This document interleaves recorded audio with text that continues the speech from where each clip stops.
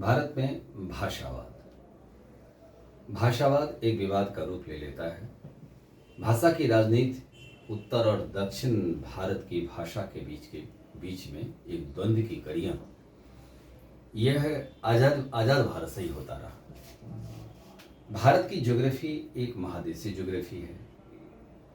एक कहावत चरितार्थ होता है, कोस कोस पर पानी और चार कोस पर पानी, अर्थात एक कोस पर पानी बदल जाती है, चार कोस पर वाणी यानी भाषा बदल जाती है।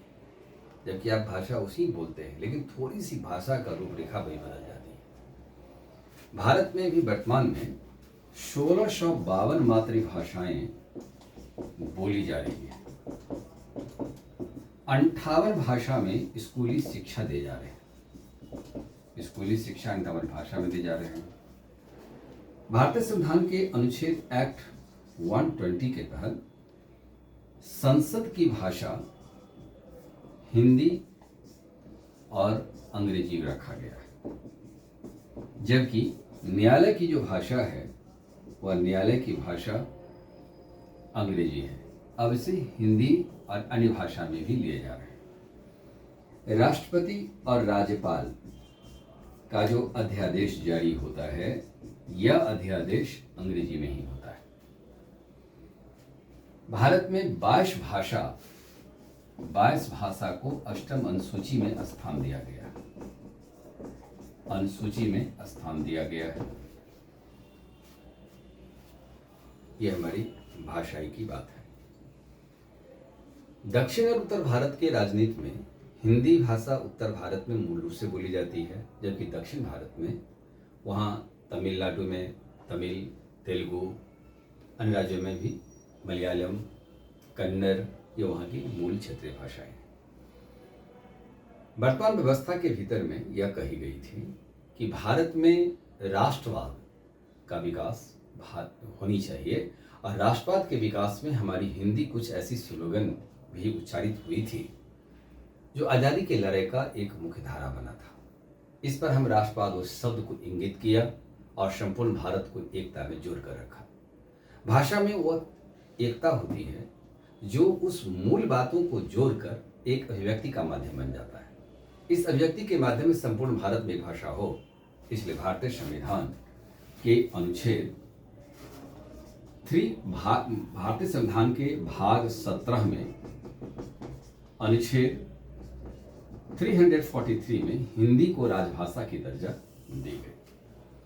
वहीं भारतीय संविधान का अनुच्छेद 350 यह कहती है, एक्ट 350 कहती है कि मातृभाषा में शिक्षा दिया जाएगा। तो मातृभाषा में शिक्षा देने के बाद हिंदी राजभाषा और शासकीय भाषा में अंग्रेजी की इस्तेमाल, ये त्रिभाषी व्यवस्था एक प्रचलन रूप ले लिया।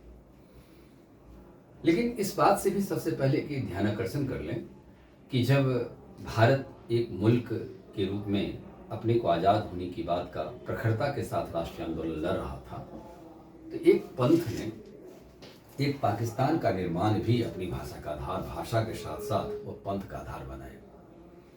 फिर 1947 में 14 अगस्त 1947 को पाकिस्तान आपसे अलग हो जाता है।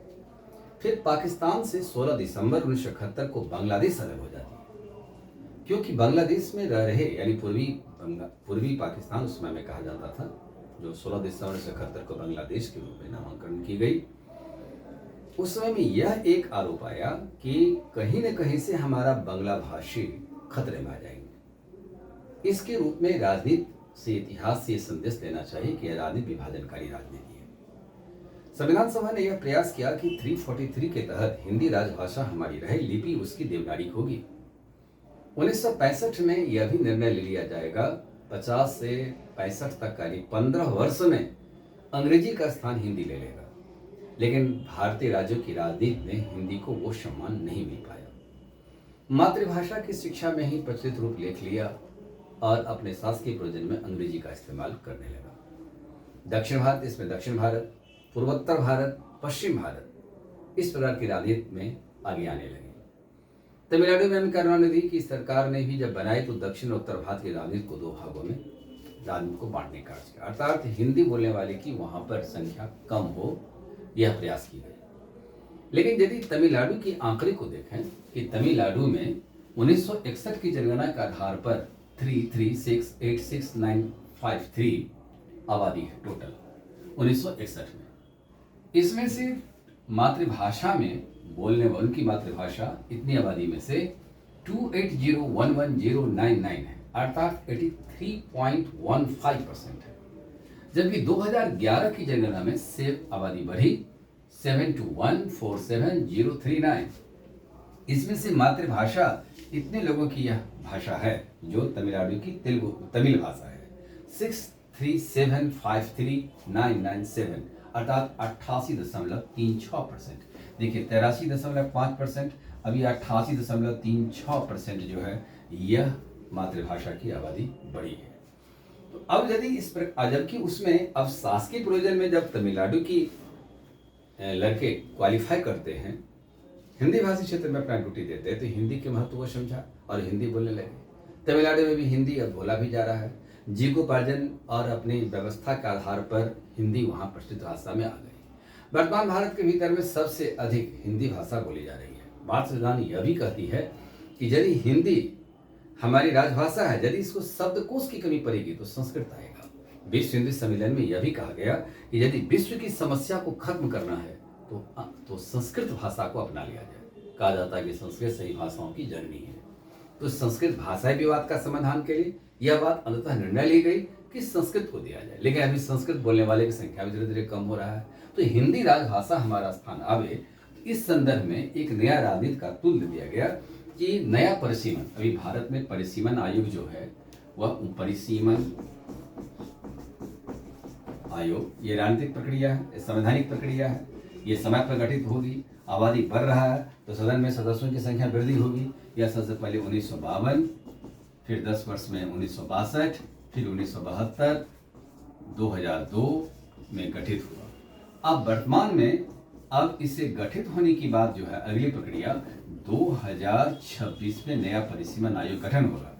इसमें महिलाओं के लिए भी जो नारी बंधन जो संविधान संशोधन पारित हुआ है विधानसभा और लोकसभा में 33% यानी 33% उसमें महिला प्रतिनिधि होगी, तो 2026 में ही यह परिसीमन में तय कर लिया जाएगा। इसे 2029 से लागू किया जाएगा।